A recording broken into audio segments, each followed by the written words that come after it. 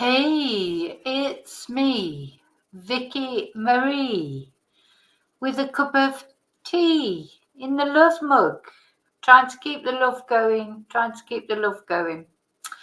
Anyway, hi, how are you all? I hope you've had a good day. Now I've got two very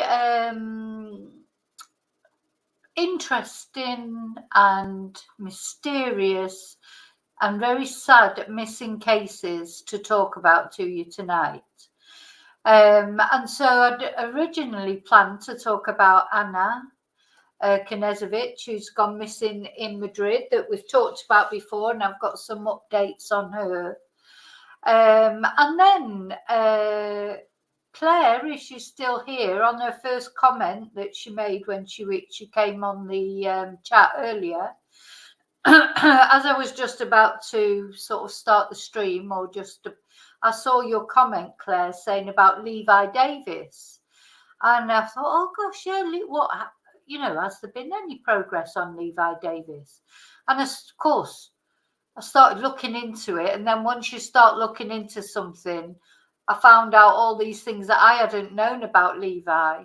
I'd obviously heard about Levi going missing in Barcelona, and that he was a rugby player, and but it was something sort of in the periphery. I didn't know all the details, so I now know, well, not all the details, as many details as I've been able to find out in 15 minutes.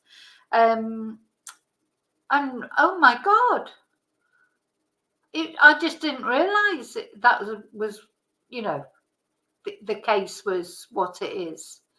So I didn't realise how young he was. He was only 24. I don't know why. I had it in my head he was like a retired rugby player. I think he was a retired rugby player. I think it's because he'd been on Celebrity X Factor. I just thought he was older, but he wasn't. He was only 24. Bless him. His family must be desperate for news. Anyway, so I'm going to talk about him as well. So we're going to talk about Ana first, and the updates that I've got to tell you about Ana's case, and then we're going to talk about Levi Davis, which is another totally mysterious case that you just wonder if there'll ever be a resolution to it. So first of all, I'm just going to say hello to everybody. So hi Claire, and thank you for that, for reminding me about Levi Davis. I think sometimes missing men don't get the same attention as missing women for whatever reason. I don't even know what that reason is, but I think it's true that they don't always get the same attention. So I'm really pleased to talk about his case tonight. Hi Kelly, sorry to hear you've been poorly. Oh, and you've reminded me, Kelly, because Kelly, of course, is in I think you're in Australia, aren't you? And Samantha Murphy, there hasn't really been any updates, but I have got some information to share with you, which I'll be doing a video, so I'll be doing that tomorrow. Hope there may be some official news by then as well, which that's still sort of deafeningly quiet. Any news from the authorities as far as Samantha Murphy, the lady that's gone missing in Ballarat, it's still quiet, but I will be doing a video, an update on her tomorrow. Hopefully there'll be some more official information, but if not, I have got some information to share. Hi David. Hi Tina. Oh dear. Hi Jean. Hi Desi. Hi Chumbra. I hope you're feeling a bit better now. It was all a bit traumatic, wasn't it? The news today that we were looking at. Hope you're feeling better. Well, Susan. Hi Susan. Hi Amethyst.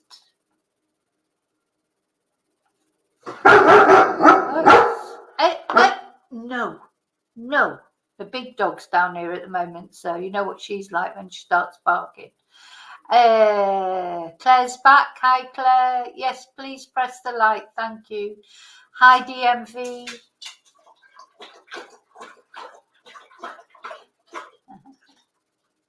Hi Matthew Godwin. Hi, Mello. Oh, the gang's all here. Okay, so let's start with the information that I've got about Anna. So let's see. Now then, there's a couple of things. First thing I want to show you about Anna is, gosh, again, always got all these windows open, haven't I? Let's remind ourselves. And now CNN have got on the case, so I do feel that Anna's case, which started off, her best friend Sana was saying that maybe there wasn't enough attention given to Anna, or that the police maybe weren't taking it seriously, etc. in Spain. But they definitely are taking it seriously, and I'm going to show you why. But CNN are on the case, which I thought was interesting. So it's picking up. So this article that I'm going to read is from today, from the 20th of February. So it's picking up more attention in America now as well, which of course will always put pressure on the FBI, and the FBI will be in contact with the Spanish authorities. So it just any attention. Oh, and I forgot to say hello to anyone who's watching on my other channel, because I'm sharing this video to my other channel as well, my Spanish channel, because it is about a case in Spain. And the same with the other case that I'm going to talk about. They're both actually people missing in Spain. So Anna is an American citizen and Levi is British. Now, Anna went missing quite a long time ago now, unfortunately. She's, believe it or not, she's 40 years old. She looks much younger, I think. And she disappeared on February the 2nd. So we're looking at 18 days now that she's been missing. So, it is very worrying. I still hold out hope that maybe she's been kidnapped, and, not that I want her to have been kidnapped, but that's probably the best case scenario, that she's been kidnapped and she is alive and well somewhere, and at some point they will release her. Because she failed to meet a friend earlier this month, but before that, what had happened was she'd been texting a friend. She was looking for a new apartment in Madrid. I wonder if she's wasn't staying in like an Airbnb, because the lease on the apartment she was renting was due to run out. So she was flat hunting. She was looking for a new flat. So, she could have encountered someone. She was on her own in Madrid. So she could have encountered someone in her flat hunting. You just don't know. She's an attractive woman. You don't know if somebody had stalked her. Just don't know what happened, do we? So apparently she requires medication, so that's a worry. She was immediately classed as a vulnerable missing person. So, and she is on the missing persons website. And something else, I just want to show you this. I think she is now on all ATMs, so when people go and take their money out at the ATMs here in Spain, her missing poster will come up. I think that's a brilliant idea, isn't it? Because everybody needs to use, when they're thinking about how to maximize attention on a case, well, everybody uses banks, the ATMs at some point, don't they? Or most people do. So, it's a brilliant way of getting her face out there. So that's something that's been done by the missing persons department in Spain. They've put her face on all these ATMs. So that's a brilliant idea, I think. So that can only be a good thing, can't it, to help? Right, I've got to find my way back to that. There it is. I'll put that down. Oh, right, I need to go back to the news article now. There it is. So yeah, so they are taking it seriously and they are trying the best. So Spain's Interior Ministry identified the woman as Ana Knezevich-Estranged, saying she disappeared on February the 2nd and requires medication. So she's actually Colombian descent. Her husband is Serbian. They were married for 14 years. They're still married, but they are estranged. And we're going to hear from her husband's attorney shortly, because her husband has not said anything. And he was supposedly in Serbia when she went missing. He has not come out and said anything, but now his attorney has had an interview and said, you might wonder why is he speaking through an attorney, but maybe he's just being cautious. So, an image posted on Spain's National Centre for Missing Persons website shows a photo of, why do they use the surnames? Her name's Anna, with long brown hair and brown eyes. She's about 4'8" in height. She's only little. You can see that on some of the photos that we see later with her husband. She is, little titch. So her brother, Juan Felipe, told CNN she was supposed to take a train to Barcelona with a friend on February the 5th, but his sister never showed up at the Madrid station, and a missing persons report was filed with authorities that day. CNN do not know who filed the report. Anyway, police have asked authorities from other countries for information that could be relevant to the case, a Spanish government official told CNN. And Anna's friend Sana Ramo said she last exchanged messages with her on February the 2nd. And remember these strange WhatsApp messages? She received a WhatsApp message from Anna that said, "Oh, I've met someone wonderful. He's got a summer house here. We're going there to spend a couple of weeks." And Sana, her friend, has said there's no way that Anna would have gone off to spend a couple of weeks in some summer house with some guy that she just literally met on the street. So that's what she said to her. I met him on the street and there was a connection that was amazing. It's just not likely. And then, of course, the other suspicious thing that happened was when they did go to when Sana, the friend, went to Madrid and went to speak to the concierge from the apartment block to find out that actually the CCTV had been disabled, had been sprayed with black paint the night that she went missing. The CCTV at the doorbell and the CCTV in the hall had been sprayed out with black paint by a man wearing a motorcycle helmet, and all you could see with his eyes. So all of it looks suspicious, doesn't it? Now,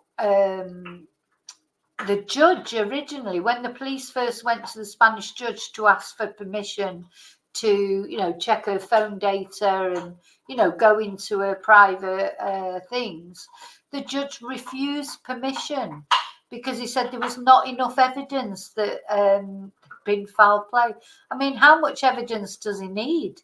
A man in a black motorcycle helmet goes and sprays over the bloody CCTV. How much more evidence do you need of suspicious circumstances? But anyway, I presume by now he may have allowed that. So the cameras disabled were at the entrance of the building and near the elevator. Now they're saying it's unclear if the incident is related to her disappearance. And of course, that's always possible. So I suppose that's what the judge meant. He's like, it could have just been vandalism. People do mad things, don't they? But it just seems strange that 1 minute some guy in black is there in a black motorcycle helmet spraying out the CCTV, and then that very night, or certainly by the next morning, Anna has disappeared completely. So, it seems pretty clear to me that it's probably to do with that. Anyway, the building superintendent, two other people with knowledge of the situation told CNN that police had entered the apartment with judicial authorization. So the judge did say that they could go into the apartment, but initially they refused them permission to actually, go through her phone data, etc. Anyway, her brother and Sana, her friend, told CNN that they'd been in contact separately with her husband, David Knezevich, in the days after her disappearance, and he said he was in Serbia. CNN has attempted to reach David Knezevich, but did not get a reply. Nobody's getting a reply from David except now his solicitor has come out and spoken. So two people who know the situation told CNN that Ana initially rented the apartment in Madrid from January the 5th to February the 5th. Then she extended it till March the 5th, but she was looking for another apartment. And CNN has reached out to the Spanish police, but they have declined to comment because they're still investigating. You won't get anything out of the Spanish police. That's for you just won't. Then they won't say anything until it's resolved. That is just the way it is in Spain. And so they had a business together. They had a computer services. Ana and her husband David, as I say, he's still a husband, even though they're estranged. They had a computer services company in South Florida, and it lists David Knezevich as the CEO and managing director. It says that David Knezevich is Serbian and Ana is... Why does it give his first name and not Ana's? Do they think her first name is Knezevich? Anyway, never mind. Is a native of Colombia and a project manager.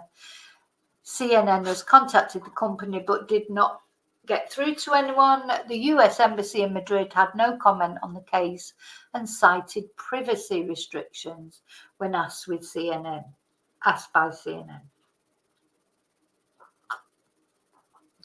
Which is fair enough.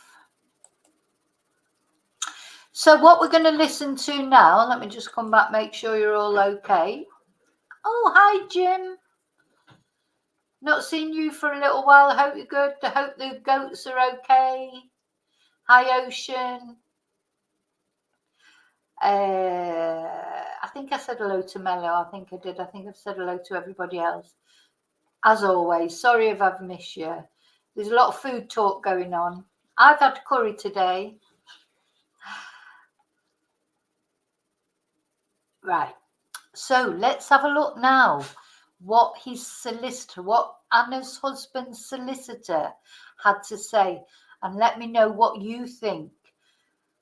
To me, it's strange that why he's got a solicitor, because when you listen to this, you'll see that they didn't even have a solicitor for their divorce. They were divorcing amicably, supposedly. So why has he got a solicitor just to say why he hasn't gone to Madrid? Anyway, here we go. To clear her head. She was going through a divorce, wanted a change of life. She was planning to travel to Barcelona for a day trip with a friend. Never showed up at the train station. Everybody says that's not like her. She sent some notes, supposedly, saying she met a guy and was going away. Everybody says that does not sound like her. She's been missing at least 17 days. We've heard from her brother, her friends, but we have not heard from her husband, David. He didn't go to Spain to help look or return to their home in Florida. He's supposedly in Serbia, which is where he has family. We've tried to contact him many times since we started our coverage. He is invited on the show at any time. He's obviously fundamental to the story. Now we have heard from his lawyer, Ken Padowitz, and we welcome him to the show. Counsel, thank you for taking the opportunity. Thank you for having me. Right, just want to interrupt a minute because you know how Riley normally comes up to say hello. Well, I've got, look, hey, who's that? Who's that? You come to say hello. You come to say hello. Yes, you have. You come to say hello. So, the German Shepherd comes to say hello today. Hope you saw her. Sorry. Me on, Chris. So I'm not here to ask you the obvious about whether or not your client had any role in the disappearance. I assume your answer would be no. What is his explanation for his relative absence of the proceedings since she's gone missing? Well, let me start by saying this, Chris. It is a horrible, tragic situation, and I can't even begin to imagine what it must be like for her family and her friends that she's been missing for this long period of time. I can tell you, in speaking to my client, I'm an attorney in South Florida, that he is also very concerned for the whereabouts of his missing wife. Having said that, I want to clear the air right at the beginning here. He has not been absent through the entire process. He is living in Serbia. His wife, who he's been separated from a number of months, went to Spain and then turned up missing. My client has no friends in Spain. He has no relatives in Spain. He doesn't own property in Spain. He doesn't speak the Spanish language. So for him to be expected to all of a sudden fly to... Now, it's interesting what he's saying here, because in a moment we're going to hear her friend Sana speaking.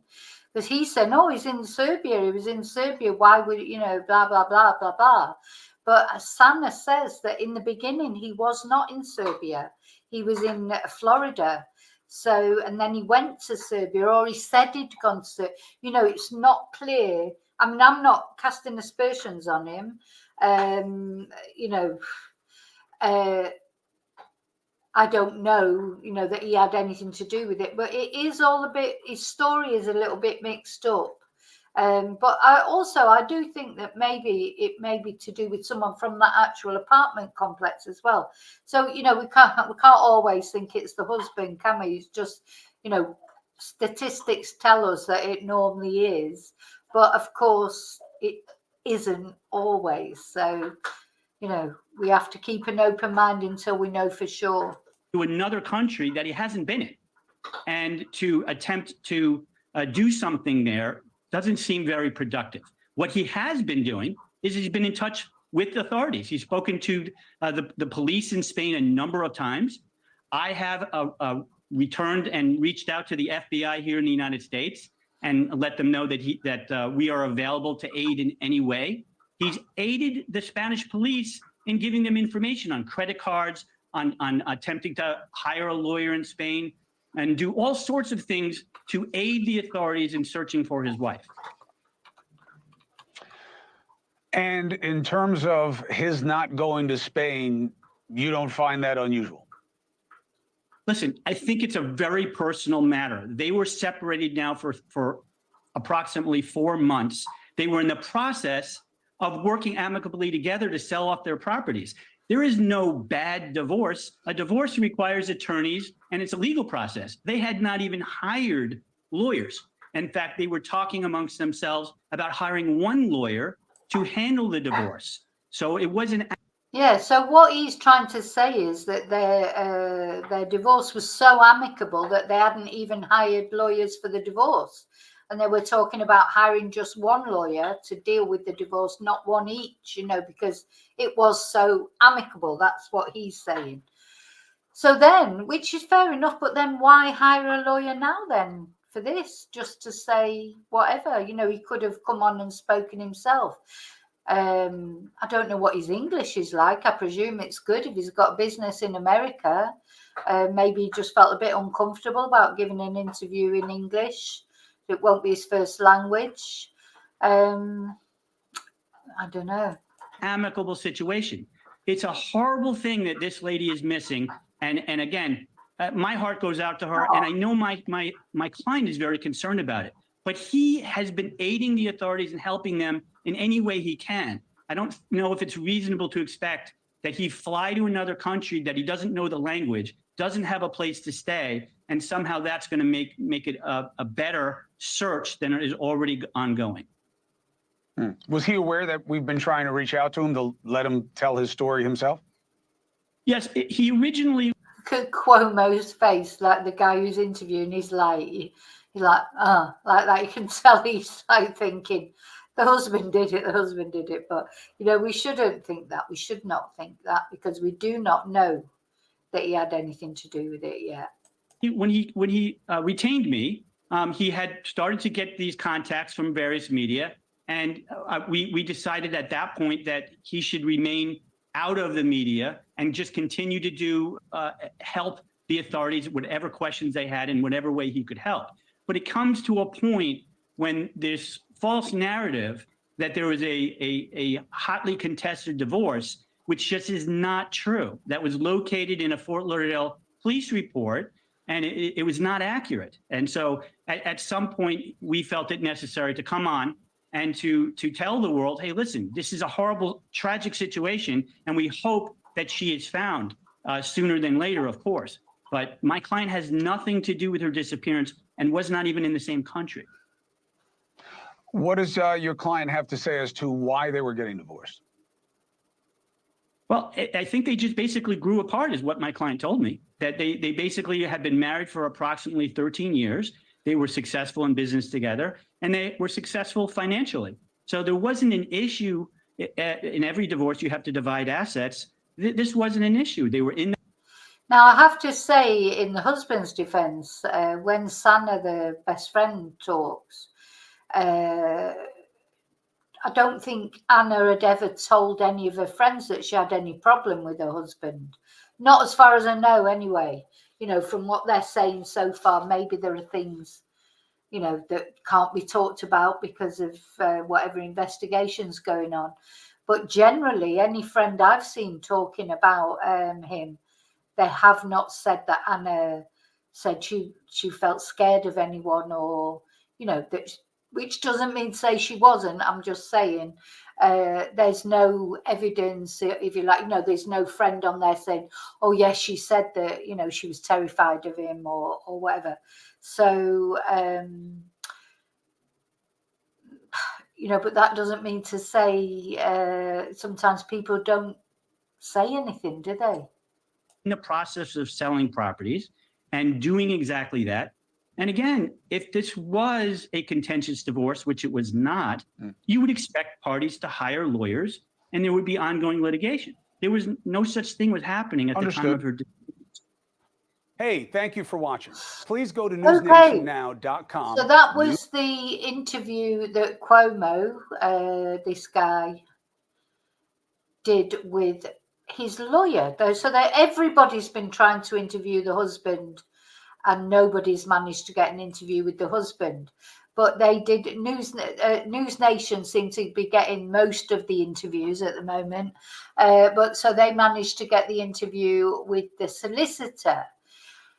Now we're going to look at then, following that interview with the solicitor, the interview that Sana did, her friend, afterwards, following that interview. So we're going to get her thoughts on that interview.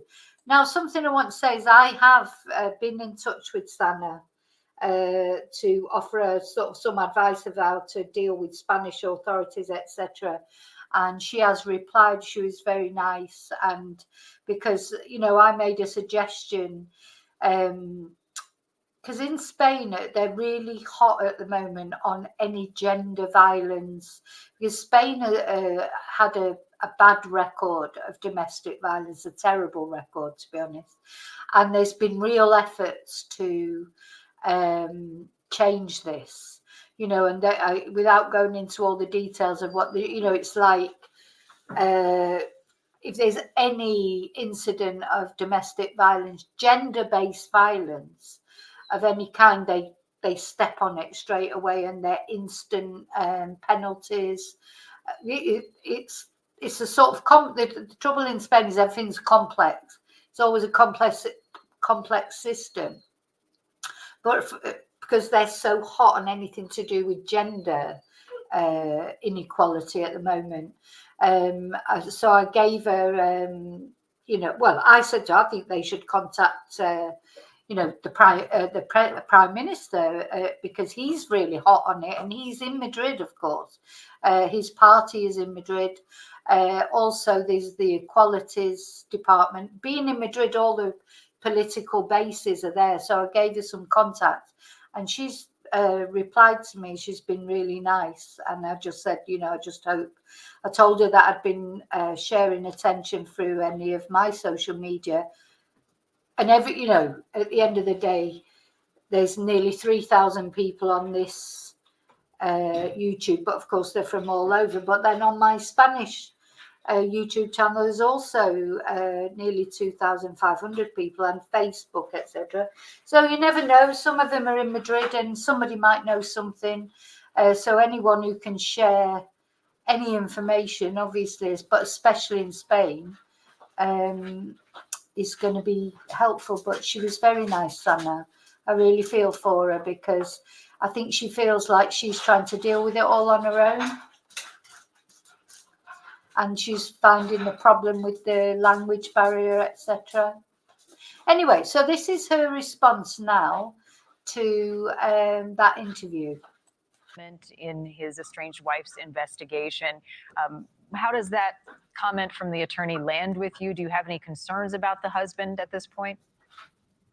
Hello, thank you so much for having me and helping.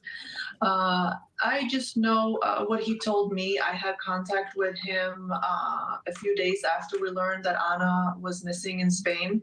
I want to say on the February 4th, February 5th. I also spoke to him a couple of days into that week, and I spoke to him on February 7th. And he told us, me and his family, that he was in Fort Lauderdale. I asked him to join me in the search effort for his wife. Yeah, so Sana is saying there that on the 7th of February, David, he actually said that he was in Fort Lauderdale, not Serbia. So now he's, so it's a little bit contrary to what his solicitor was saying. I went to Madrid myself on February 8th. And I spoke to him the day before, and I asked him to come and join me in Madrid and see what we could do to find Ana and to help. So she asked him to go to Madrid. She went to Madrid on February the 8th. And I think it was her that went to the apartment and spoke to the concierge, who told them about this incident with the spray paint. So she asked him to go with her, and he didn't. So help in any way we could. I later spoke to him that Friday, where he told me that he had gone to Serbia. So I'm very confused to the statement by his lawyer yesterday that he's been in Serbia the whole time. I'm confused to that. Okay, let's back up here a moment then. Why did he say he? Yeah, so but he said now through his solicitor he was in Serbia the whole time, but that's not what he said to Sana. But it's never good. Conflicting stories are never good, are they? Did not want to go to Madrid when you gave him that invitation. What was his reasoning? He just said to me that he didn't feel that there was anything that he could do. I asked him, and I did express to him that I was very disappointed. When I spoke to him that Friday, and he told me that he was in Serbia, I did speak to him about that. I was very disappointed that he didn't come. But his opinion at the time was that he didn't feel that there was anything that he could do in Madrid. Okay, and what is he doing in Serbia? What is his connection there? He's originally from there, from what I know, but what he's doing there at this time, I don't know. I have no idea. I have also just met him one time in my life, so I don't know David. I have met him. So, of course, he's got family in Serbia, so I don't know if he regularly goes to Serbia, you know, if he's there for a birthday or if he was planning to go there anyway. You know, we don't know any of that, do we? So the thing is, this is going to be a difficult case because you've got, obviously, the FBI are going to want to be involved because it's an American citizen. So you've got the FBI, but then you've got the Spanish police. They'll be in charge of the investigation. And I don't know what sort of relationship. I would imagine they've got a good relationship. I don't know. I mean, Spanish police, they're grown-ups, you know, like they don't get... you know, there shouldn't be all these egos come into play and everything. At the end of the day, they just want to find this woman, want to find Ana safe and well.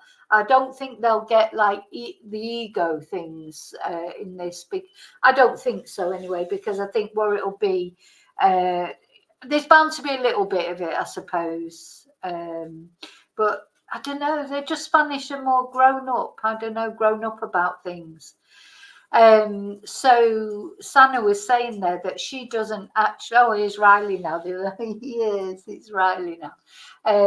Sana doesn't know David very well. She's only met him once, so she doesn't know him that well. But I'm sure Anna has spoke to her about him. Met him one time in the beginning of last year when Anna and I first made friends. I met him and spoke with him, and we spent an afternoon at their home in Fort Lauderdale. Okay, so you traveled to Madrid looking for your friend Anna. What did you find there? How much information were you able to glean from authorities? Not much information. When I got there on February 8th, that Thursday, it was almost a week that she had been gone, and I spoke to the police that Friday, and they told me that the judge had denied their request for entering her apartment and her phone records, saying that she could have left on her own. She's a missing person, and that it wasn't ruled out that she could have left on her own, even though that we learned that this man with a helmet sprayed the surveillance cameras in her building, and the messages that was sent from her phone the day after contained very strange information and false information as well, because the message said that she had met a man the day before, referring to Friday the 2nd. But she spoke to friends up until 10 p.m. that night and didn't mention to anyone that she had met someone that day. So that's This what happened. all uncharacteristic. Yeah, so suddenly she sent these texts saying she'd met this fantastic guy on the street, and but she never told any of her friends before that. That message, those messages saying that she'd met someone, was sent on the Saturday sort of evening time, around about 5 o'clock. But in that time, so she hadn't mentioned this man before to any of her friends, and she was a woman who sent a lot of texts, told her friends things. She wasn't someone who just kept everything to herself. So she hadn't mentioned anything about meeting anyone else. And then, boom, the next day, 5 o'clock, out of the blue, these texts, oh, I've met this guy, I've gone off to his summer house for 2 weeks. So, of course, it is suspicious. So what that judge was thinking of, saying that there was nothing to suggest that she was anything more than a missing person, how much evidence do you need, for God's sake? Anyway. Of your friend based on the other friends who have come forward and shared, including yourself. Do you have any doubt in your mind that there is foul play involved in Anna's disappearance right now? No, I have no doubt that there's foul play involved in her disappearance. Sana. So to me, looking at Sana's just trying to sort of control herself and not get upset, but she knows. Don't you, with your friend, with your loved one, or that, the way they normally act. And when they act out of character, if she'd disappeared a few times before, if she had sort of gone off the grid for a week or so before, you'd think, yeah, well, she's done it again, but she doesn't. So your friends, your family, and when messages are not right, like those messages were not right. And I think Sana must feel really helpless, because she's miles away, so it's a big thing to go to Madrid, from America. That's where she lives. It's a long way, it's not just, and I'm sure she's got her own things going on in her own life and work, etc. So it would have been nice to have some help from the husband, wouldn't it, and from anyone who could help. Romo, please stay in touch with us, as we will with you, as we bring more attention to Anna's missing case here and abroad. We thank you for your time, and I'm sorry that you and all of her friends and family are going through this. Yes, thank you so much. Thank you. All right. Thank you for watching. Go to News Nation. Okay, so this is the update so far about Anna. Did I say hi to Ruth? Hi, Ruth. And there was somebody else came in. Wesley, don't think I've said hello to. But anyway, hi to anyone who's come in that I missed. So that's the story so far. Let's hope that, I'm sure the police are on it. you know, I couldn't make my mind up about David, you know, the husband. There's sort of this part of me that thinks whoever did that in that apartment block knew it well enough to know where the relevant CCTV was. You know, how would you know otherwise unless they'd cased it, you know? But, you know, of course, it's, you know, some people are professional in doing things like that, aren't they? That's what they do. It just doesn't look good. But I still think that the best case scenario is that maybe she has been kidnapped, you know, or abducted, which I know is horrible. But she may still be alive. That's the thing. So if she's been kidnapped, she may turn up. People do turn up. They don't. It's not always a terrible ending. So we've just got to hope for the best here for that poor girl and her friends and family, sort of desperate for news. So if anybody, if you're, especially if you're near Madrid or you know Spanish people, share it. I've shared it on Spanish Twitter and, you know, English Twitter. I've tried to share it as much as I can everywhere that I can, that I think anybody might see it that might know something.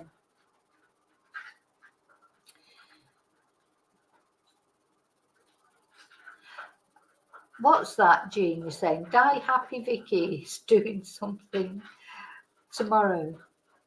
Die Happy Vicky is doing something tomorrow. Now, I don't understand that message, Jean.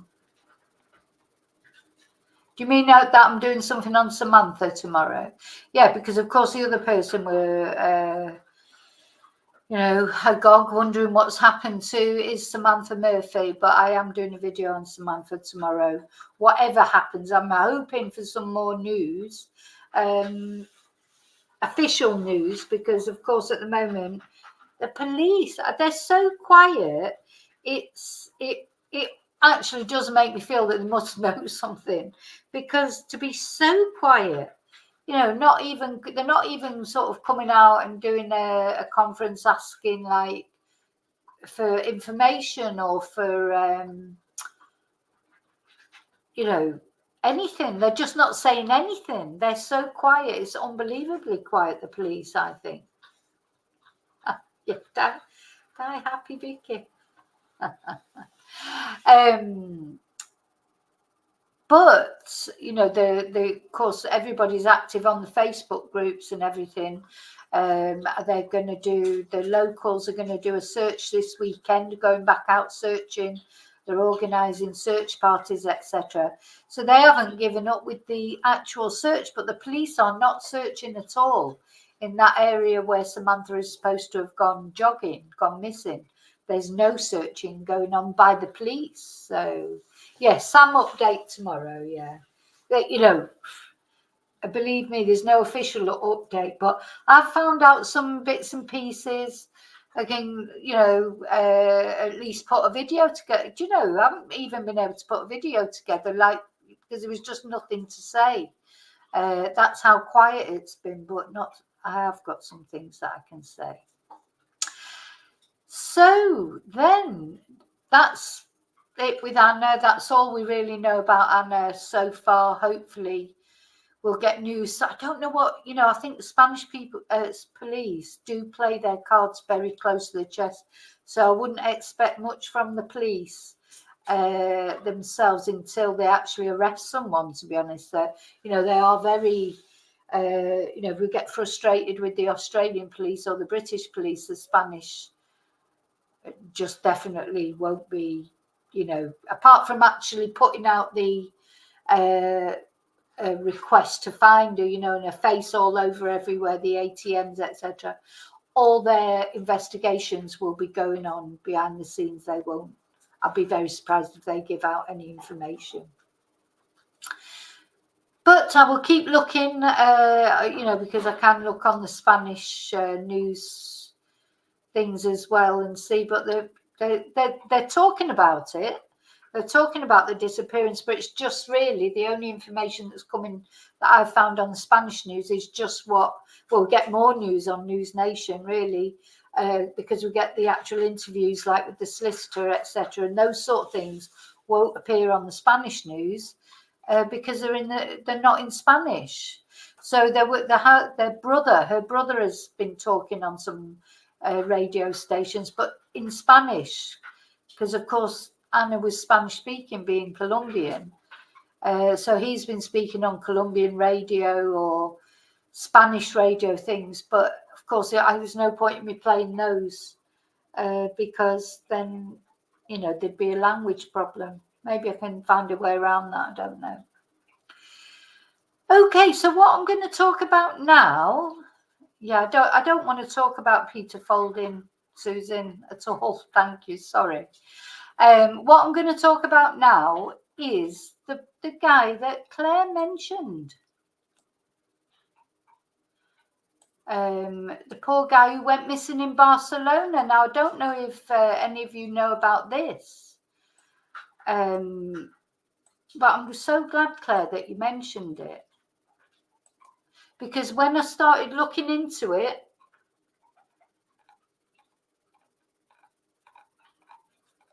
it's a hell of a story, this.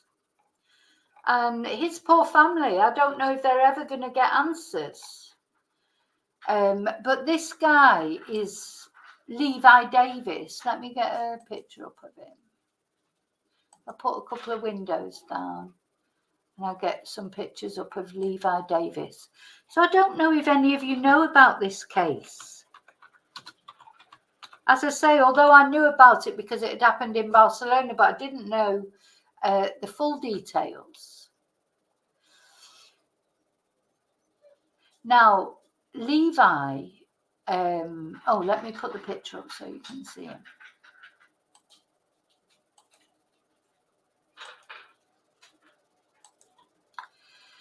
So this is Levi Davis, and if any of you are into rugby, I'm trying to think. I know there's a couple of you that are into rugby that have said sometimes you've been watching rugby. Rugby union. He's a rugby union player, or he was, or he still is, because we don't know for definite that he's not on this earth anymore, though it looks quite likely. Although his family obviously is still living in hope.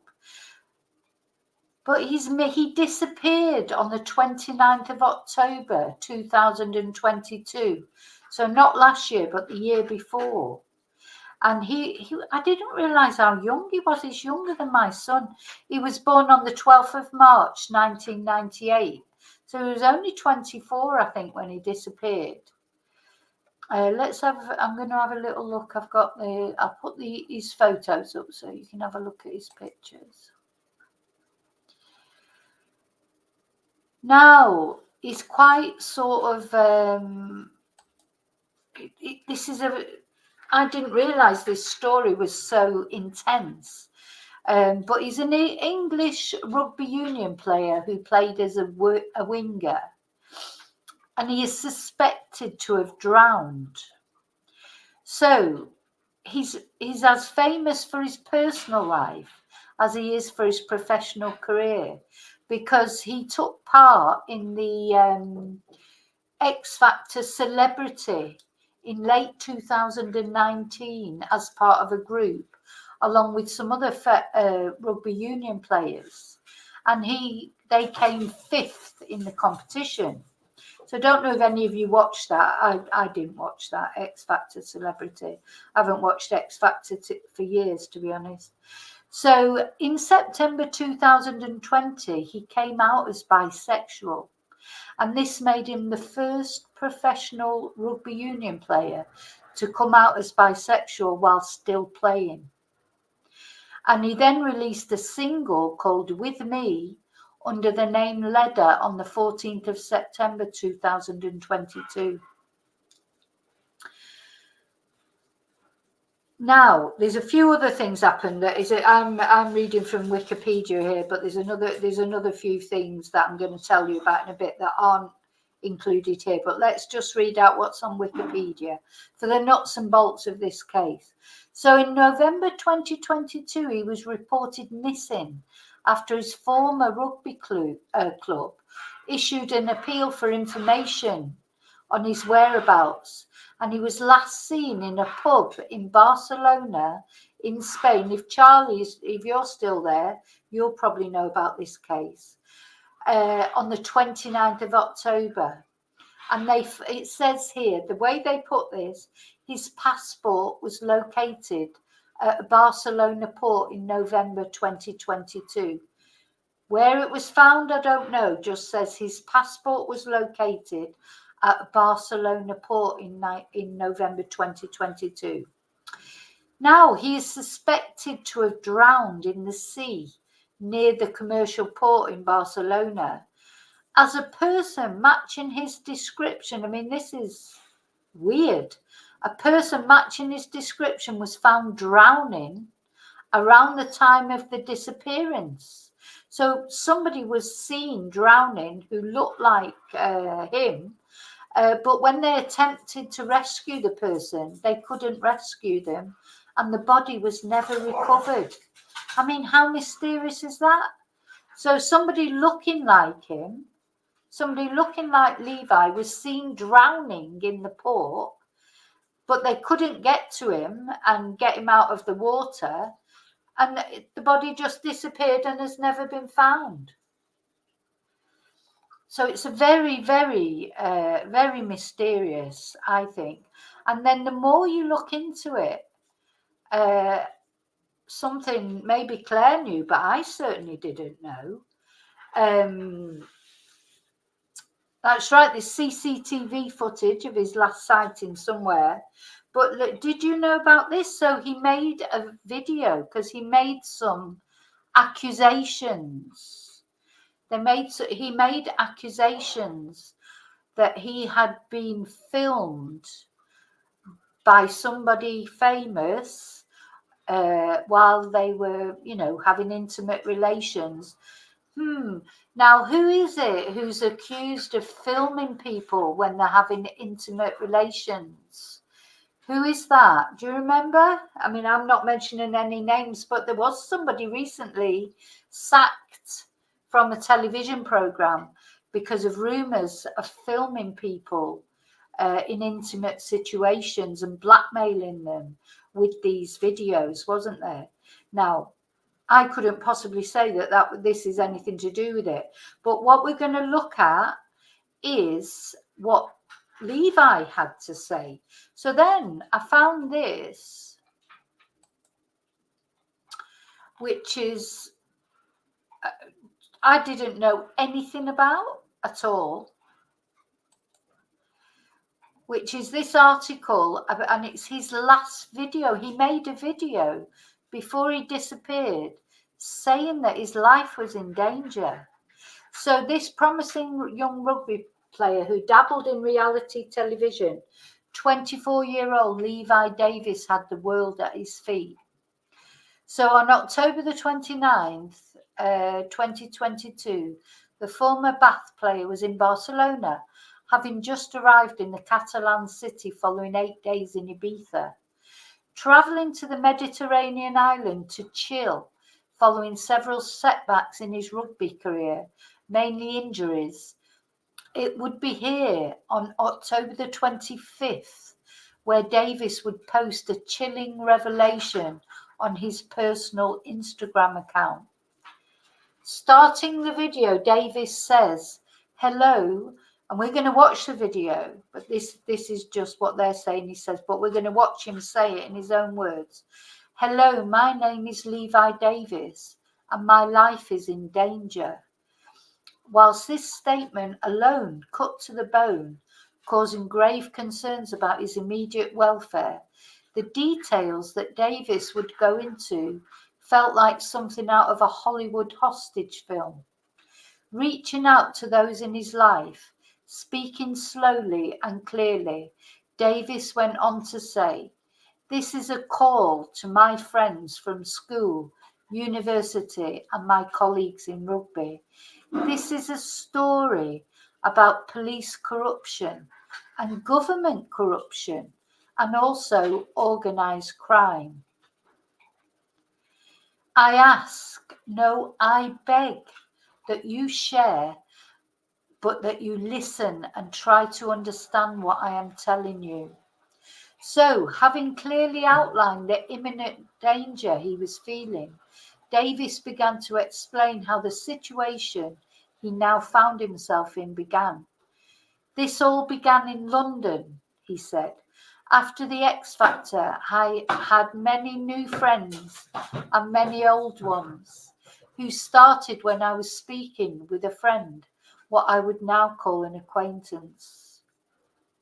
It's important for you to know that I am a personable guy. I believe I am humble and I will speak to anybody. I didn't used to have a guard up, but for reasons I'm about to tell you, I have not been myself for a very long time. 3 years ago, I came off the Celebrity X Factor and I met many new people, and one of which, who I will not name, I wish they would name these people. They're always frightened to name them because they're so powerful. It's like Jimmy Savile all over again. We began a relationship, which became a friend, which was formed through music. Davis would go on to explain in grim details how this newfound friend would exploit him in a telling moment that offers an insight into what may have led to his disappearance. Many times we had met, but on the last occasion, I was drugged and I was blackmailed. After this, I appealed to my club for help and I appealed to my agent for advice. I do not blame anyone for this, as we are all an aggregate of our own decisions. However, the response I got was one that my agent advised would be best to resign, as he believed the club were going to fire me. After I asked them for help, I believed I was being filmed doing sexual acts after I was drugged, which many would call RAPE, and by law we would call it RAPE. Clearly, these accusations could not be taken lightly. At the time, the then 24-year-old had signed for Championship side Ealing Trailfinders from Premiership side Bath Rugby. So speaking at the time of his signing, Davis said, I'm massively excited to have signed for Ealing Trailfinders. I came here for a short loan spell and enjoyed the culture, the success and the quality of the personnel. It's clear that the club have massive ambition, so it made absolute sense to me as I have big ambition too. Thus, it would appear in the video he was talking about the West London club without ever mentioning them by name. As he touches upon in his statement about joining the club, Davis had spent the previous season on a short loan from Bath. His release from Bath was based purely for rugby reasons,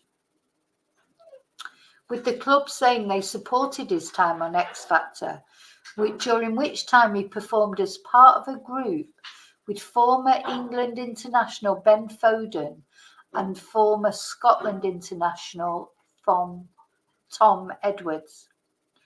Whilst the club supported Davis's decision to compete on the reality show, several teammates were less keen on the idea of a then 22-year-old splitting his focus between the sport and another career. Bearing in mind Davis had just made his debut for the Bath first team, the decision to feature on Simon Cowell's show was at odds with what many would expect from a burgeoning star. One such player who advised Davis from splitting his focus was a former England winger, Tom Varndell, who was a mentor and supporter of Davis. I could understand the reason for Ben Foden and Tom Evans doing it because they'd effectively come to the end of their careers, but Levi was still only 22. So that's why I think I just assumed that he was older than that, because I just assumed, normally when people go on these sort of celebrity things, it's because their career is over, isn't it? They don't normally go on things like that when they're in their peak of their career. So for me as a player, you'd think your focus would be on playing, but Levi obviously wanted something different. He's a brilliant singer and music is a huge passion for him. But you go on to a massive show and of course it's going to be a distraction. And during this period, Davis would become Levi. I hate it when they use the surnames. Levi would become the first openly LGBTQ plus professional rugby player that should be, in a moment that would be regarded as a landmark announcement for the sport. So he came out, Levi Davis, this is an article from Gay Times. Levi Davis becomes the first professional rugby union player to come out as LGBTQ plus. And this is a tweet from the Gay Times. After 4 years of hiding his identity, the 22-year-old talent took to his team's WhatsApp group to deliver the news. In an exclusive interview with the Daily Mail, Davis opened up about how hiding his sexuality was eating away at him, stating, "I had hidden it well, but I couldn't keep it secret any longer." It's a shame, isn't it? I had to tell them, all of them, not just a few. I didn't want it to turn into Chinese whispers. So on the spur of the moment, I put it on our WhatsApp group. After his coming out, Davis was met with instant support from his Bath teammates, with many commending his bravery. And then they began taking the piss, of course, in a good-natured way, which I was relieved about. If they'd been too tender-hearted, I would have been worried.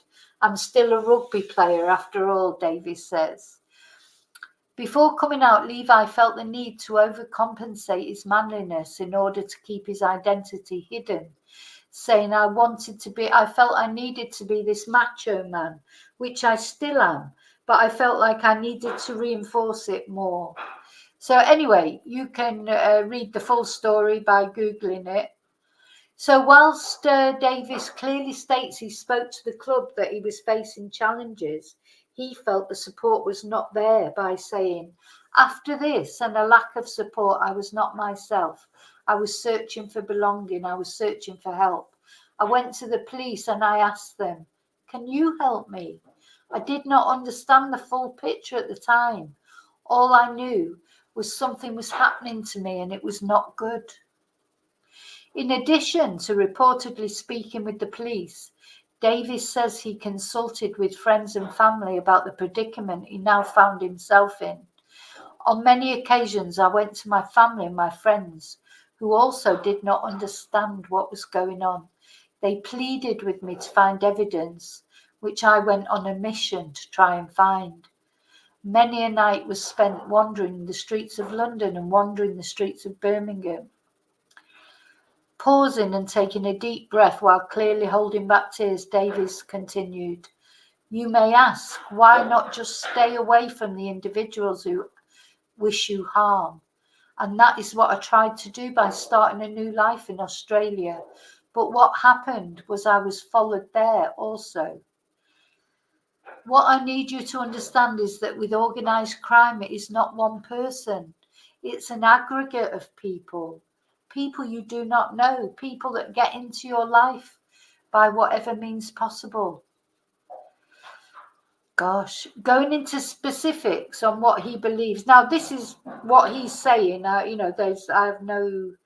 not saying that this is true. I'm just saying that I didn't know anything about this video that Levi had made. So going into specifics on what he believes was going to surface as a means to blackmail him. Davis said, in Australia, I had many a good memory because after I was hooked on drugs and after what I believe to have been filmed on the dark web, videos of me in compromising positions and the blackmail that followed me. After that, I came back because I realized that the only way through this was by understanding the full picture myself. And upon his return to the UK, Davis says he confronted one of the people who was involved with the alleged blackmailing he was battling. And after I went back to one of those,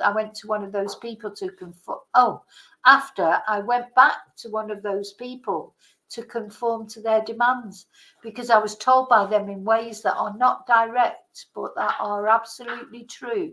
If I said anything, they were going to attempt to kill me and threaten my family, and they are trying to frame me. And this was followed by many attempts at gaslighting and threats. I have had enough. So I am here to appeal to you to share this. And following his appeal for people to share the video, he details his alleged discussions with the police. The information that I gave to the police went directly back to these individuals. I understand that the police is full of good people trying to do their job. But there, I also understand there is a large amount of police corruption. And the only way these people would have had access to my private interviews with the police is through it being leaked. They also, to my knowledge, had access to my medical records, as they have reiterated things to me that only I have had conversations with the NHS. So, detailing the lengths to which he alleges the individuals campaigning his downfall had gone to, Davis says they had interfered with his medical treatment. I was gaslighted into thinking I had psychosis, when many of the things I said are actually true. I believe this was because I was looking for an understanding of the puzzle I could not put together. So then he gathers himself and speaks of the support of his family and friends, saying, "My family, my friends, I thank you for being there, even though you didn't understand what was wrong with me." And then, in perhaps the most harrowing moment of the video, Levi would further appeal for help, as he once again stated his life was in danger. I am not safe. By doing this, I am not safe. I try not to put individuals' names in this, but I try to be as vague as possible through fear of retaliation. Anyway, we're going to look at the video now. I won't read out anymore. We'll actually watch his video. It started. Hello. So this is the actual video he made very shortly. I found this on the Spanish news, but it's in English, but it's got Spanish subtitles. My name is Levi Davis, and my life is in danger.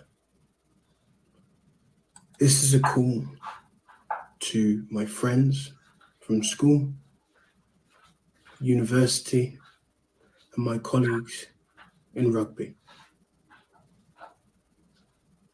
This is a story about police corruption and government corruption, and also organised crime. I ask, no, I beg that you share, but that you listen and try to understand what I'm telling you. This all began in London. After the X Factor, I had many new friends and many old.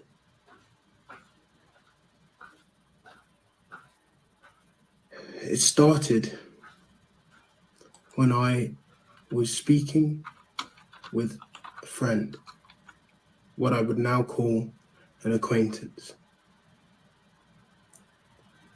It's important for you to know that I'm an impersonable guy. I believe I am humble, and I will speak to anybody. I didn't used to have a guard up, but for reasons why I'm about to tell you, I have not been myself for a very long time. 3 years ago, I came off the Celebrity X Factor, and I met many new people, and one of which, an individual who I will not name, we began a relationship which formed, a friendship which was formed through music.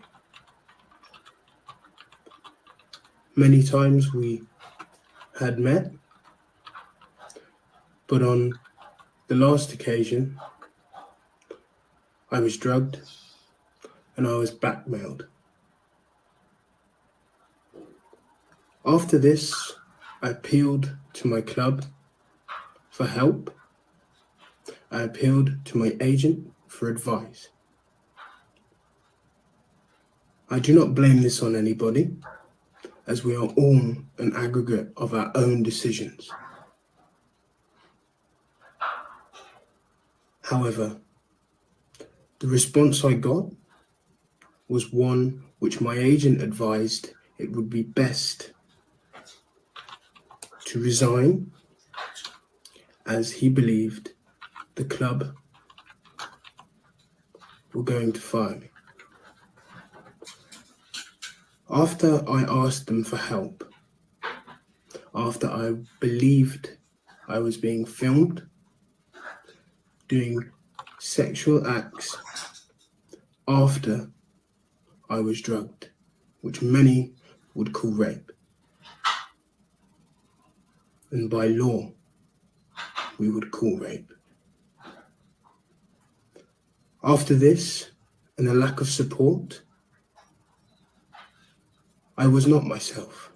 I was searching for belonging. I was searching for help. I went to the police and I asked them if they could help me. I did not understand the full picture at that time. All I knew is something was happening to me, and it was not something good.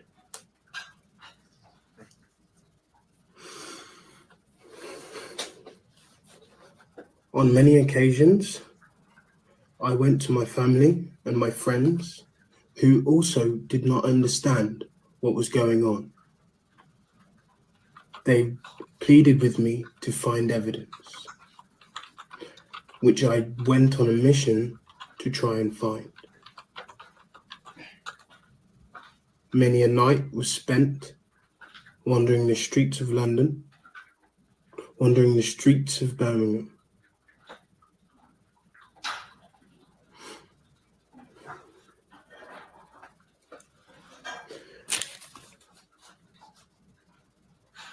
You may ask, why would you not just stay away from individuals which wish you harm? And that was what I tried to do by starting a new life in Australia. But what happened was that I was followed there also. What I wish you to understand is with organized crime, it is not one person. It's an aggregate of people. People that you do not know. People that get into your lives through whatever means possible. In Australia, I had many a good memory. Because after I was hooked on drugs, and after I believe what I believe to be, have been filmed on the dark web, and videos of me in compromising positions, and the blackmail that followed me. After that, I came back because I realized that the only way through this was by understanding the full picture myself. This was then followed after I went back to one of these people to conform to their demands. I was told by them in ways in which are not direct, but are absolutely true, that they were going to attempt, if I said anything else, they were going to attempt to kill me, threatened my family, and they also were trying to frame me and are. This was followed by many attempts of gaslighting, threats, and I've had enough. So I'm here to appeal to you to share this. The information that I gave to the police went directly back to these individuals. And I understand that the police are good people. It's full of good people trying to do their job. But there is also a fact that there is a large amount of police corruption. And the only way that these people would have had access to my private interviews with the police is through it being leaked. They also, to my knowledge, had access to my medical records, as they have reiterated things that only I have had conversations with the NHS. I was gaslit into thinking that I had psychosis, when many of the things I said are actually true. I believe this because I was looking for an understanding in which a puzzle I could not put together.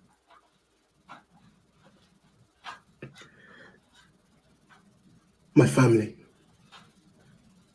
my friends, I thank you for being there, even when you didn't understand what was wrong with me. But I am now not safe. By doing this, I am not safe.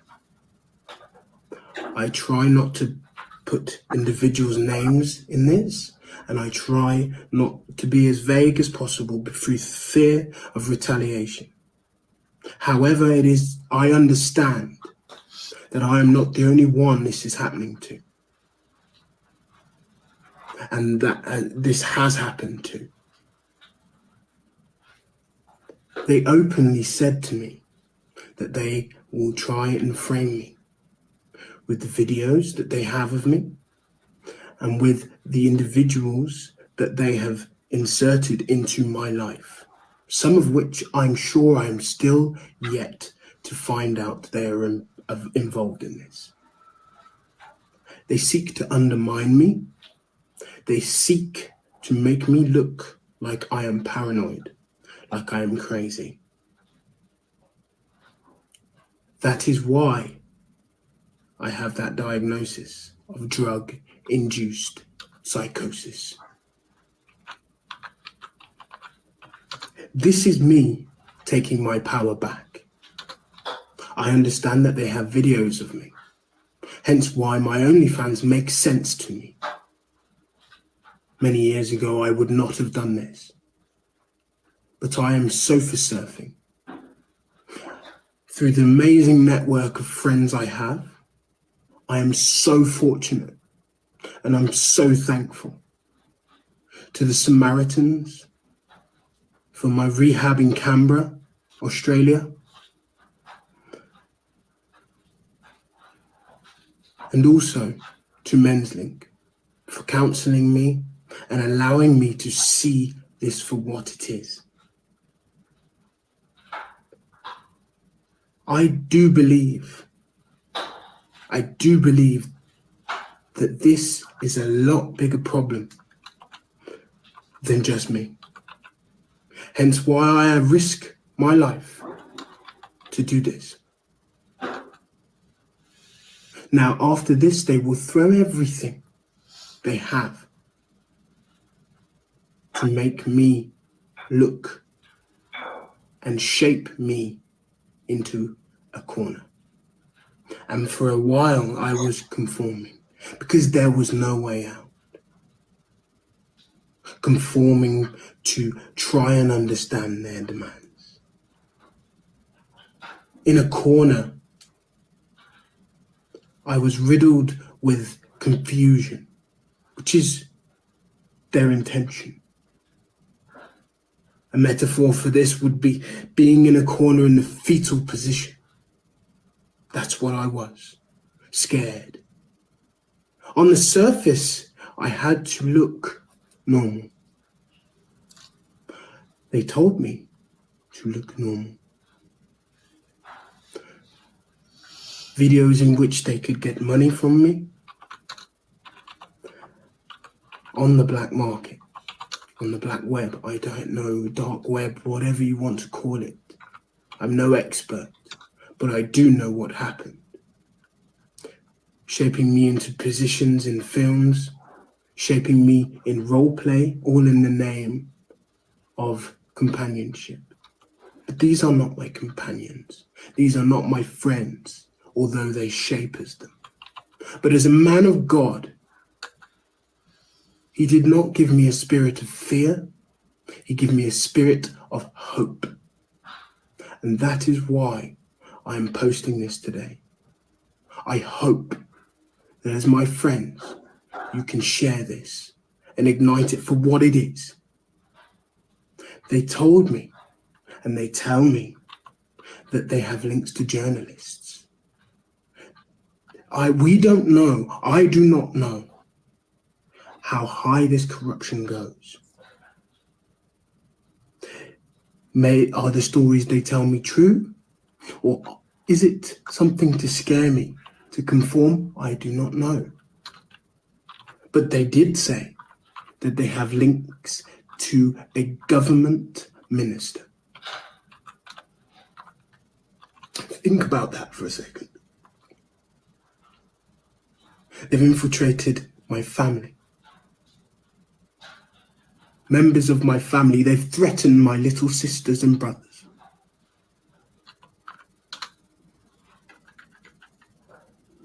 And so I can't stand back here, and I won't. I just thank all the people that have come to me in my times of need, because without you, I might not still be here. I remember vividly standing on the side of a bridge and my friend helping me off it. That's where this brought me to, the dark place that this brought me to.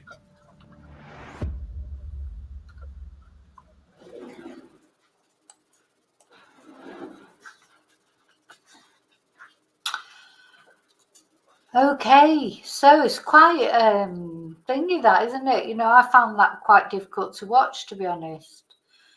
And I don't, Julie, I don't think it will be Tony B, because he said a government minister. Tony Blair's not been a minister for years.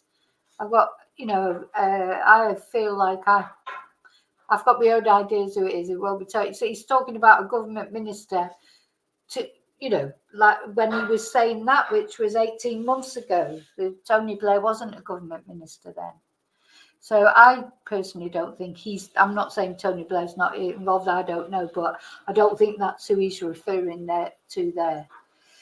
But it's very profound, that, isn't it? I mean, obviously, one way or another, whether you know, believe what he's saying, or he obviously has been through quite a bit, and then he did disappear, you know, presumed dead just shortly after he made that video. So either he's deleted himself because he can't cope with the whole situation, or you know, maybe there was some foul play. We'll never know, will we? I don't expect we'll ever know. I don't know what his family think of it all. Just seems, you know, and I've thought, you know, I've got to be honest, for years, I thought X Factor, which not only X Factor, but, you know, just well, we know what ITV and BBC, what the corporations, these big TV corporations, Hugh Edwards, Philip Schofield, there's one scandal after another. You know, it's just rife throughout it all. You know, and you know, it needs weeding out and it needs stopping. It's horrible. There's something definitely. There's 50 MPs at the moment that are under investigation for sexual offences. 50 British MPs under under active investigation for sexual offences. At one of those by-elections the other day, that was because one of them, Peter Bone, of all the appropriate names, who'd exposed himself to one of his aides, he was deselected by his constituency. So you know what he did? He put his girlfriend up for. So bearing in mind, so this guy's in his 70s.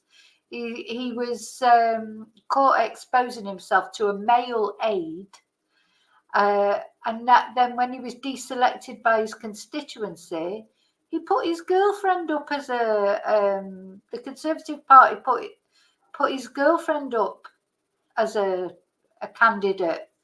So no wonder they lost that by-election. I think it was the first time in 100 years that constituency seat had gone Labour.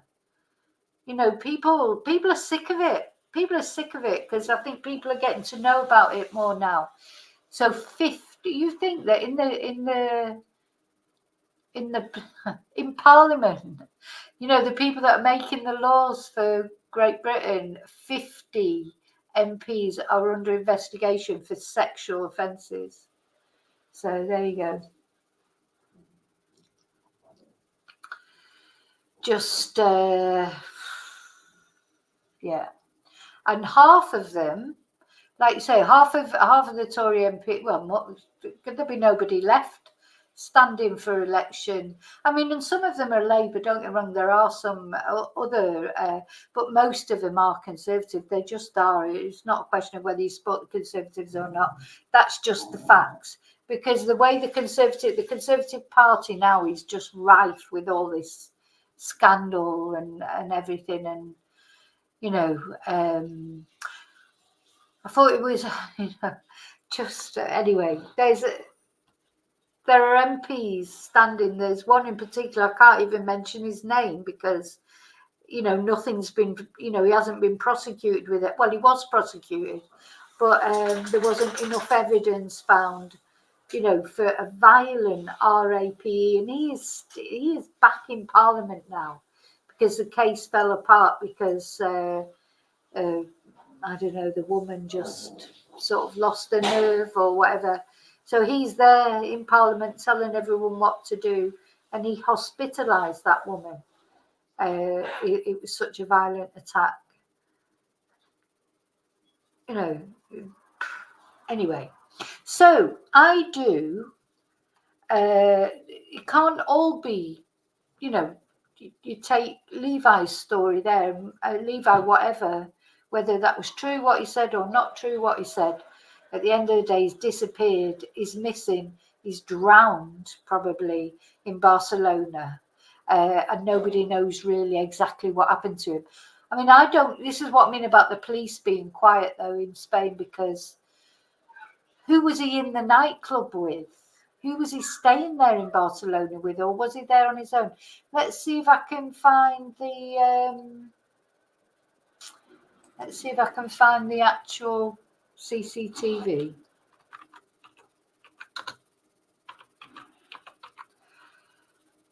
Oh.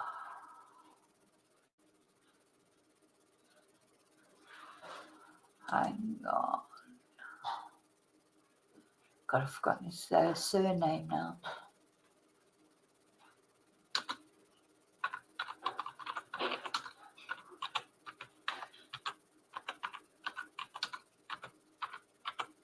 I'm sure there was some CCTV of him that night. Yeah, let's have a look.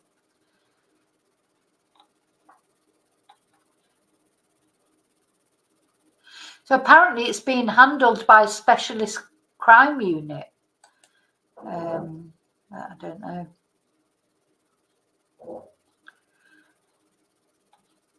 Here we go. Right, let me get this up.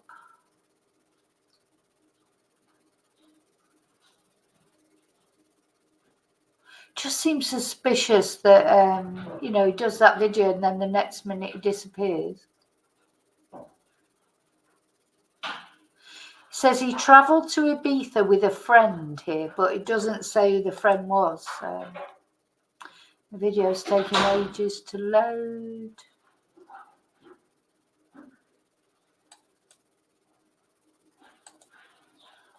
Hang on.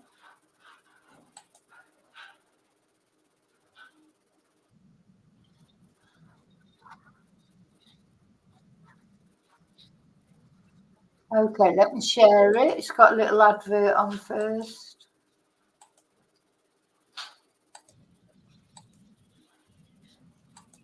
Un montón, y esto básicamente funciona como los tatuajes que uno se pegaba con agüita, entonces bueno, vamos a pegarlo a ver. Voy a poner estos como por acá porque mi abrigo original está por acá abajo. Where's the CCTV? How many adverts have we got to sit through?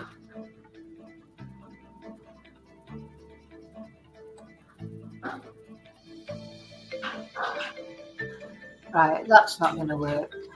Hang on, let me try and find one on YouTube.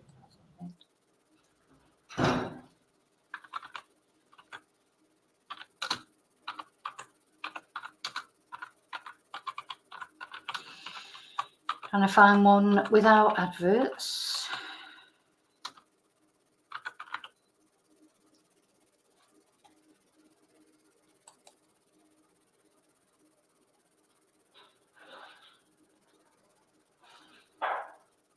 I've seen that.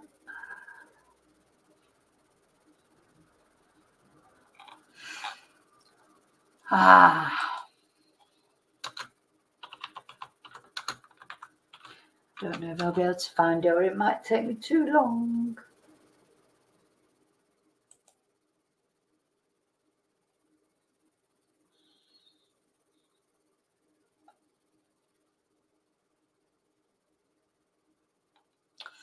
No, it's not coming up. The video, you know, the video is coming up of what we've just watched, but not the actual CCTV. Unless this is it. Hang on.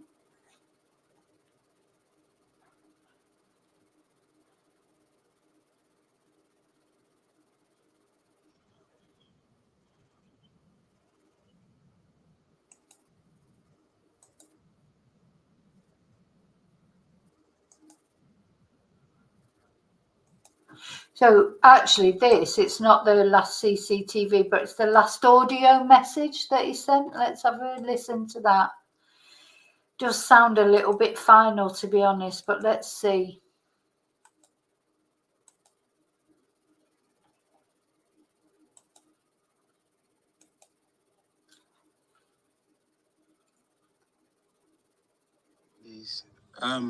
Appreciate you. I appreciate you, sis. Honestly, I really do. And I love you guys. Seriously. I love you. And yeah, it's tough. But you know me.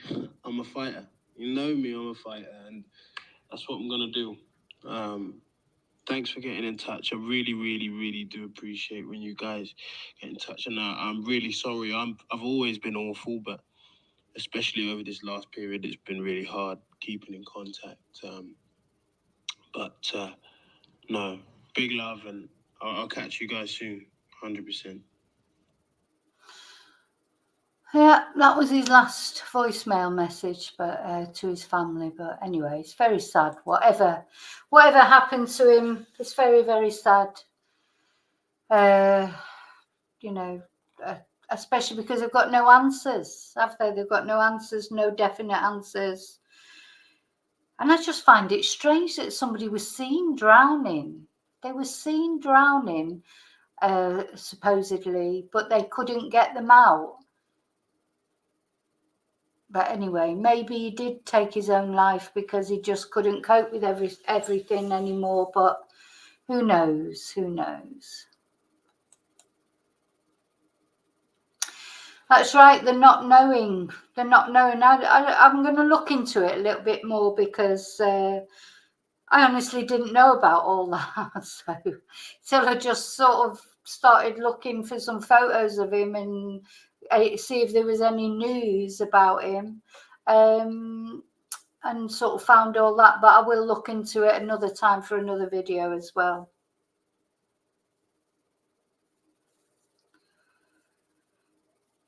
Yeah.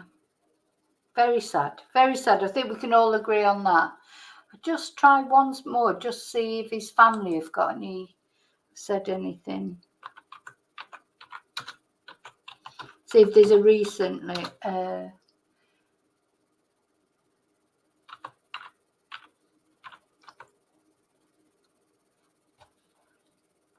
See if they've said anything recently.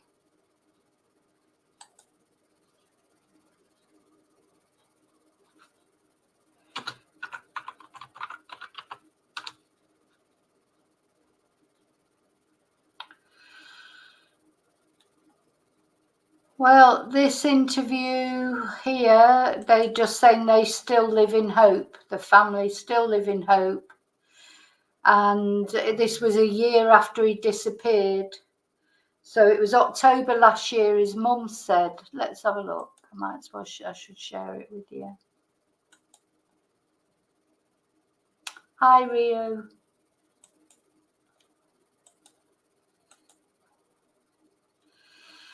So this is him with his mum. I said that the year's anniversary was bringing it all back again, the emotions. I just can't imagine. I can't even think about that if that was my son, not knowing where he is or what's happened to him. So she prays he'll turn up one day, and he has not been found despite appeals and searches.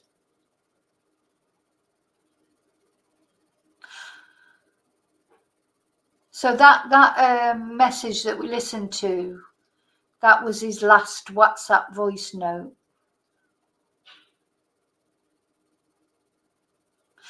So what happened was, the morning after Levi disappeared, passengers on a cruise ship close to Barcelona's port reported seeing a man in the water, and a search was started but was later called off when no one from the boat was found to be missing, and Levi's passport was found at the port a few weeks later.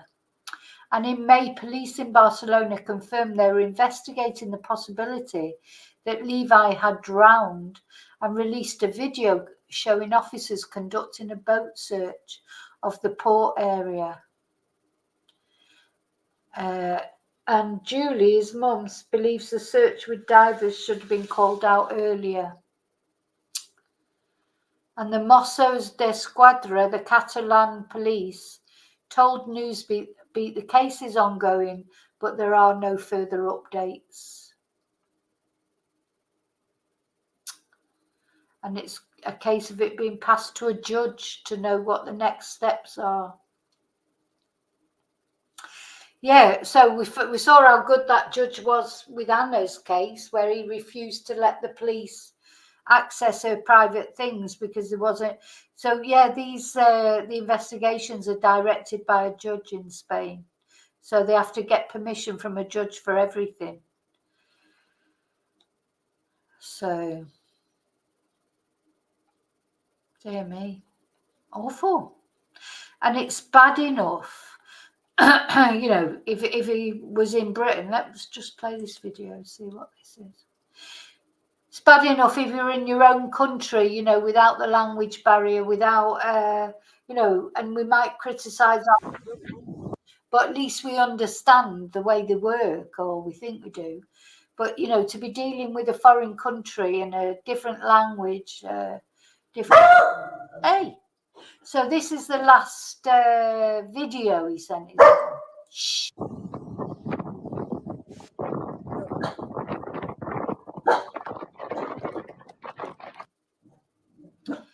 The last video that he sent his mum, right next to the water. That's a bit haunting, isn't it?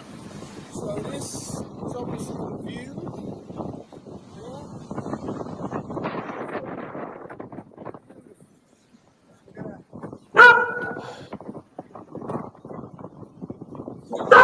Shh.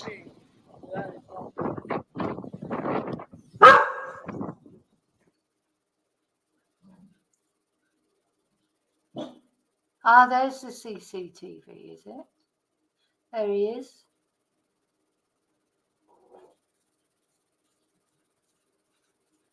Was that him with the rucksack then?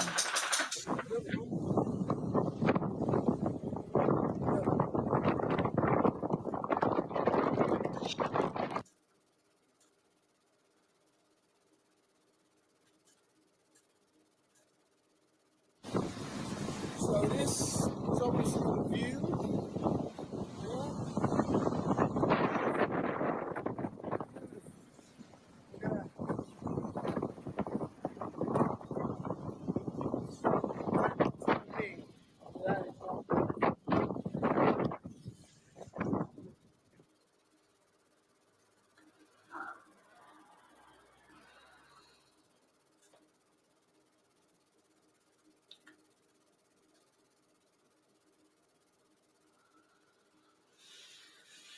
Okay, so that's the last that we know about him.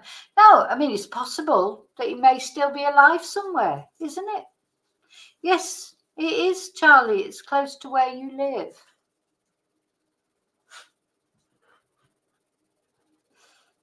Anyway.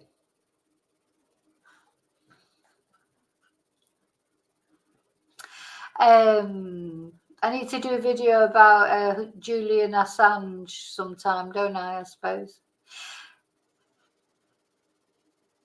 Yeah, that was sad for him when, what was her name? Vivienne Westwood, when she died, because she was a big, I don't really understand that situation either. I need to look into it. So I'd need to look into it before I could do a video on it. I'm not, I don't know enough about it to be able to talk about it now, but I will look into it and we'll do a video about that. Oh, Charlie, do you live around the corner from there? All right. So when I'm in Barcelona one day, I'll meet you at the Irish pub for a drink.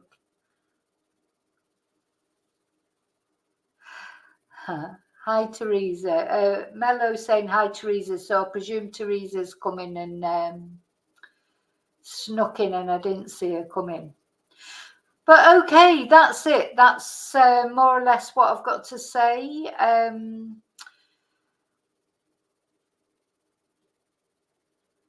Oh, Ocean knows Barcelona as well. It is a crazy world. We do live in a crazy world. But you know what? It's like, shall we need to find something positive, don't we? Shall I find some wombats? Let's hang on. I'm just going to have a look and see if I can find some wombats or kangaroos that we can look at before we finish, so that would cheer me up.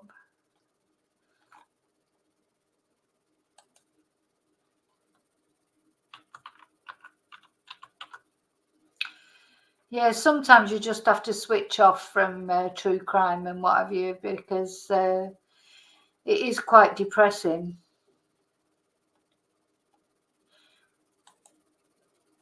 Yeah, let's have a look at the wombats. I do like to look at a wombat. Oh, did you, Kelly? Oh.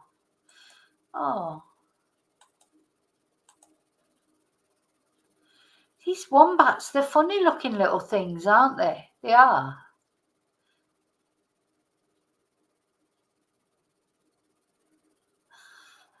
They look like, they're just, like they're dead slow 1 minute and then they just do like mad jumps.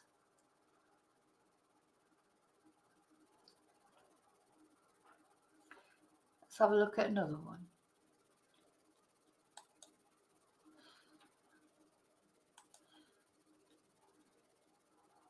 Oh.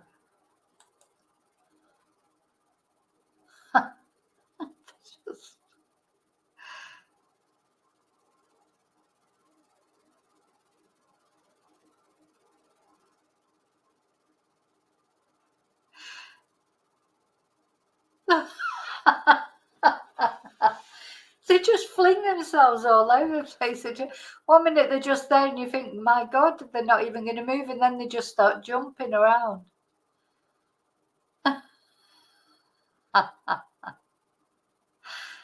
Oh dear, they are funny.